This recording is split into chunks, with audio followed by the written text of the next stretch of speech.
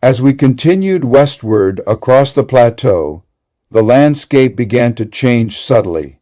The valleys widened, the colors softened, and the feeling of movement slowed.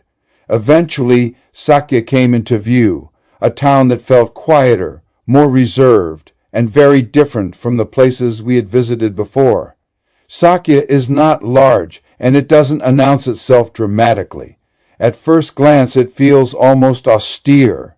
The buildings are earth-toned, blending naturally into the surrounding hills, and the atmosphere is noticeably calm.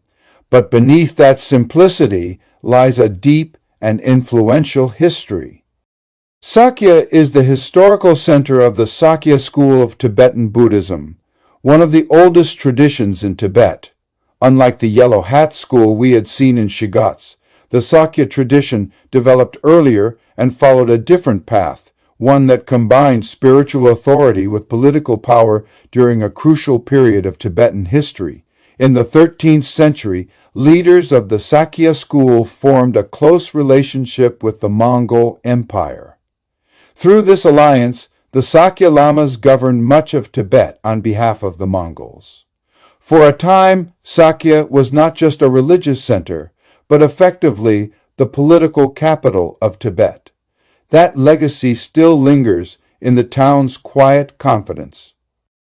As we walked through Sakya, the place felt deeply inward-looking. There was little sense of performance or display. Life moved slowly.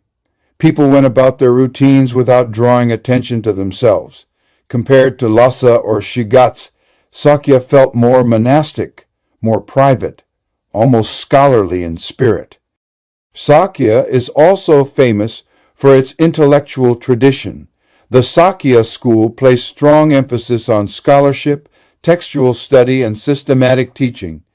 Over centuries, the monastery became a major center of learning, preserving an enormous collection of manuscripts, many of them rare and historically invaluable.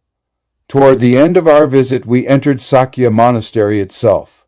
Inside, the atmosphere shifted immediately. The light dimmed, the air felt heavier, and sound became more present than sight. It was here that I recorded monks chanting, voices layered together, rhythmic and steady, filling the space with sound that felt both ancient and alive.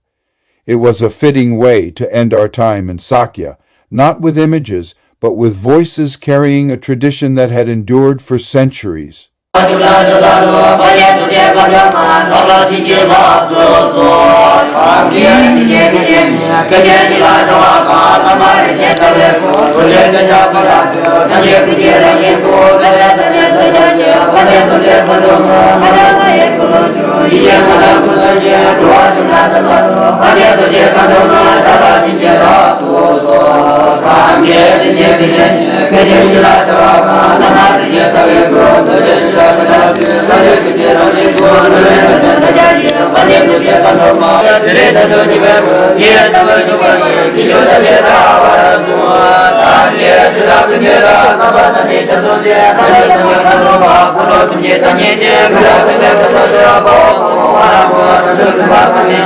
Ever rent out your horse? For a horse to hire? Has there ever found any motorcycles? Haven't found any motorcycles.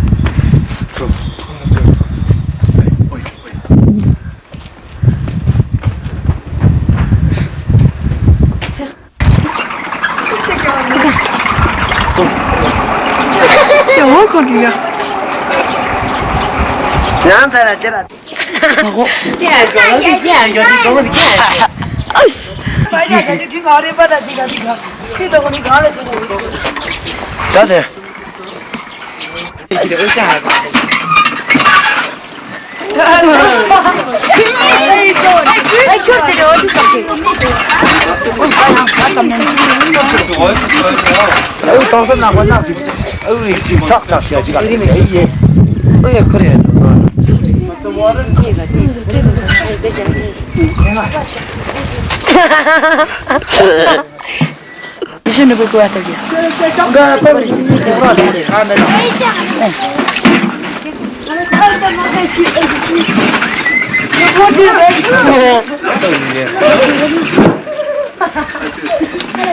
Bu ne yok buraya yok. Tegecik ya. Tegecik. Oğlum şuraya.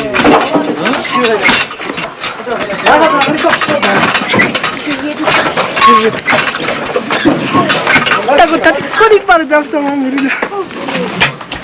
Kime de? Kaçı kume da. Da ne yapacağız?